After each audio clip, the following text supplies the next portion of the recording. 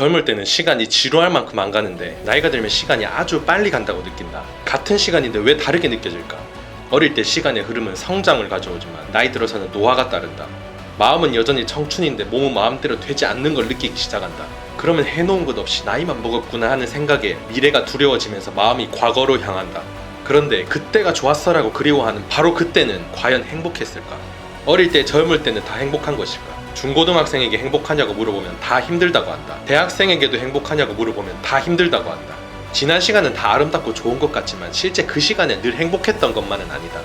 그럼 인생을 후회 없이 행복하게 사는 비결은 무엇일까? 바로 10대는 10대에 충실하고 20대는 20대에 충실한 것이다. 지금 40대, 50대가 나이 들었다고 한탄하는데 한 20, 30년 지나고 보면 바로 지금 시절이 한창 때였음을 알게 된다. 어릴 때는 어린 대로, 젊을 때는 젊은 대로, 늙으면 늙은 대로 좋은 사람은 평생 행복하게 산다. 과거에 연연하지 않고 미래를 두려워하지 않고 지금을 충실히 살면 그 사람의 인생은 늘 황금기다. 반갑습니다. 도끼형님입니다. 증문즉설의 대가 법률스님의 통찰력이야 말해서 뭐하겠습니까? 스님의 영상도 아주 기가 막히지만 책은 그와는 좀 다른 느낌이 있습니다. 다듬어지고 정제된 느낌이 아주 기가 막힙니다. 앞부분에 이어서 좋은 인생에 대해 조금 더 들어보시죠. 대학만 졸업하면, 결혼만 하면, 애만 낳으면 대다수의 사람들이 늘 다음을 기약하면서 오늘을 힘들게 견딘다. 그렇게 지금까지 열심히 달려왔다. 그러다 나이 들고 보니 내가 잘 살고 있는 건가 하는 생각이 드는 사람들이 많다. 성공한 인생이란 무엇일까? 어떤 일을 하는가는 중요하지 않다. 자기가 원하는 일이 있으면 그 일을 하면 된다. 새로운 농법을 연구하는 것도 보람 있는 일이고, 동네에 작은 가게를 열어 재미있게 경영하는 것도 좋은 일이고, 넓은 세상에 나가 국제사회에서 활동해보는 것도 좋은 일이다. 세상에서 추구하는 성공과 상관없이 자기가 만족하면 좋은 인생이다. 원하는 일을 하면 힘들어도 즐겁고, 원하는 것이 이루어지지 않는다고 해서 불행하지도 않게 된다. 다만 열심히 할 뿐 결과에 연연하지 않으면 그 과정에서 이미 행복하다. 그런데 자기 중심 없이 남의 시선을 의식하고 남의 평가에 매달려 성공이라는 거품을 부풀리면 그 거품이 꺼질 때 삶이 허무해진다. 세상의 성공 기준에 나의 욕구가 충족된다고 행복해지는 게 아니다. 오히려 욕구를 버리거나 기대를 낮추는 만큼 기쁨이 일어나고 만족이 일어난다. 하지만 우리는 계속 바깥 세상 탓만 하지 자기 내면을 돌이켜보고 만족하는 힘이 없다. 주변 상황과 조건의 변화에 따라 울고 웃다 보니 늘 흔들리는 인생을 살게 되는 것이다. 현재에 머물지 못하고 미래만 바라보며 사는 사람들이 많습니다. 성공하겠다는 일념으로 열심히 인생 불사지르고 있는 것인데 사실 이게 아주 어리석은 짓입니다. 스님의 말씀처럼 성공이고 나발이고 다 떠나서 본인이 오늘의 삶에 만족하면 그 자체로 완벽한 게 인생인데 대다수는 오늘의 삶 자체가 불만족스럽다는 말이죠. 일단 우리를 이렇게 만든 주범인 돈에 대해 한 발 더 들어가 봅시다. 우리는 먹고 살만한데도 늘 돈에 쫓기는 인생을 살고 있다. 얻을 생각만 하느라 자꾸 뭔가 달라고만 한다. 많이 먹고 많이 입고 많이 쓰겠다는 마음을 내면 돈이 많은데도 부족함을 느낀다. 부족함을 느끼면 가난한 자가 되고 여유가 있으면 부자가 된다. 나이가 들어가면서 돈에 대해 막연한 불안감을 갖는 사람이 많다. 정말 먹고 살기 힘들어서라기보다 남들과 견주어 수준에 맞춰야 한다는 생각이 우리를 더 가난하고 조급하게 만든다. 젊을 때는 의식주에 대해서 크게 개의치 않는데 나이가 들면 이 정도는 돼야 남 부끄럽지 않지 않은 비교의식이 돈에 대한 집착을 키운다. 그래서 돈만 생각하느라 인생에서 무엇이 중요한지를 잊기도 한다.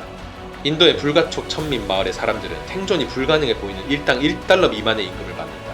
그나마 그것이라도 받을 수 있다면 다행으로 여긴다. 그런 인구가 이 지구상에 12억이 넘는다. 이렇게나 많은 사람이 굶주림의 고통 속에 놓여있다. 자신의 형편이 어렵다고 괴로워만 할 게 아니라 베푸는 마음을 내면 오히려 마음이 부자가 되고 삶에 대해서도 의연해져 먹고 사는 문제에 대한 막연한 두려움이 사라지게 될 것이다.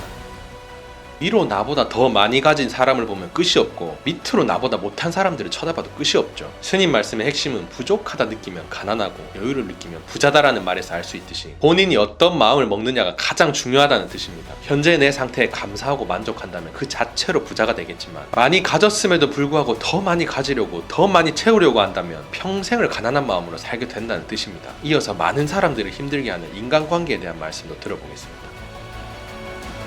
사회생활에서 가장 힘든 것은 정작 일이 아니라 인간관계일 때가 많다. 특히 직장에서 상사, 동료, 후배와의 갈등은 일에 대한 부담보다 더 크게 작용한다. 세상 사람은 서로 다른 특성을 가지고 있다. 그래서 나는 이런 가치관을 갖고 있지만 저 사람은 저런 가치관을 갖고 있고, 나는 이렇게 느끼지만 저 사람은 저렇게 느끼고, 나는 이런 스타일로 일하지만 저 사람은 저런 스타일로 일한다. 이건 다만 다를 뿐이다. 옳고 그르고 맞고 틀리고가 너무 분명하면 나만 옳다고 생각하고 상대의 관점이나 가치관을 무시하기 쉽다. 일의 효율을 따질 때는 내가 나을 수도 있지만 서로 화합하는 관계로 따지면 내가 감점이 될 수도 있다. 일을 잘해도 화합이 안 되어 전체 분위기를 해치고 오히려 업무에 부정적인 영향을 미치게 되는 경우도 많다. 또 어떤 사람은 성격은 참 좋은데 일머리가 없어서 문제가 되는 경우도 있다. 또 사람은 참 좋지만 맺고 끊는 게 불분명해서 뒤끝이 흐지부지한 사람도 있다. 이처럼 직장에서 다양한 사람이 모여 일할 때는 서로 다르다는 것을 받아들이는 게 굉장히 중요하다. 옳다 그르다가 아니라 저 사람은 저렇군 하고 다름을 인정하는 것이다. 저 사람이 살아온 배경에서는 그럴 수도 있겠다. 상사라는 조건에서는 그렇게 보일 수도 있겠다. 아랫 사람 입장에서는 그렇게 볼 수도 있겠다. 이렇게 이해하면 상대의 일거수일투족에 덜 스트레스 받게 된다. 그러면 우선 자기가 편해진다. 저 사람과 내가 다르다. 그 사람 입장에서는 그럴 수도 있다는 이 두 가지를 늘 자기 내면에 암시하라. 일은 시간 지나면 해결되는 일이 태반입니다. 그런데 인간관계 문제는 전혀 그런 성질이 아니죠. 끝이 없습니다. 한번 틀어지면 악화되기 십상이고 좋았던 관계도 순식간에 나빠집니다. 이런 인간관계 문제를 이 책을 통해 조금 가볍게 만들어 봅시다. 저 사람과 나는 다르다. 그 사람 입장에서는 그럴 수도 있겠다. 마음을 어느 방향으로 내느냐에 따라 내가 받는 스트레스는 천차만별로 차이가 날 겁니다. 마인드 세팅부터 바꿉시다.